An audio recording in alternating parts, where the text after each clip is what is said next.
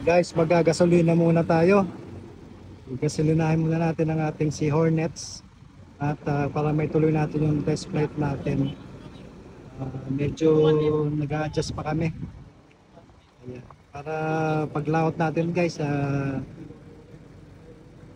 okay na si Hornets. Si Hornets nga pala itong ating helicopter ngayon. Wala na tayo kay Falcon, wala na din tayo kay Eagle. Kay Hornets na tayo. Ito yung blue natin guys. Ito yung ating gagamitin sa layout guys. Yan, ganyan kung paano sila mag-gasolina.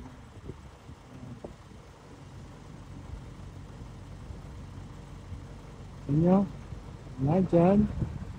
Dalawang tangke yan guys. Kaliwat kanan may tangke yan. So, halos isang drum din ang laman nito. Sa 190 liters ang capacity ng ating helicopter sa fuel. Ayan. So ganitong paano ginagasolinahan or fuel ang ating helicopter. Lipat naman tayo dun sa kabila. So sa another tangke. Ayan.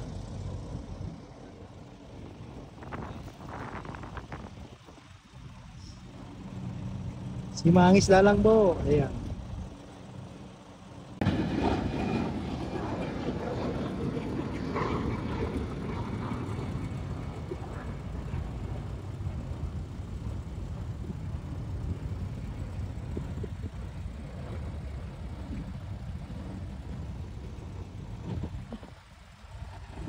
Siyempre, hindi mawawala yung ating fire extinguisher para safety na safety.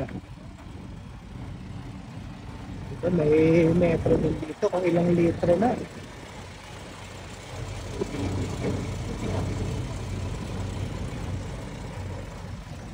So, ganyan guys kung paano maggasolina pag nandito ka sa airport. So, pagka naman kami nasa laot, ginagamitan lang excuse me, ginagamitan lang siya ng drum. By drums lang kami nag-fuel guys. So ready to fly na naman tayo guys for nakailang lipad na kami pero nag-adjust pa rin, hindi pa rin makuha yung adjustment. So stay tuned lang mga kasimangis na malapit na rin tayong bumalik sa laot. Nasa ganun, makakita na kayo maraming isda at balik to work tayo mga siguro by April baka nasa laot na tayo. So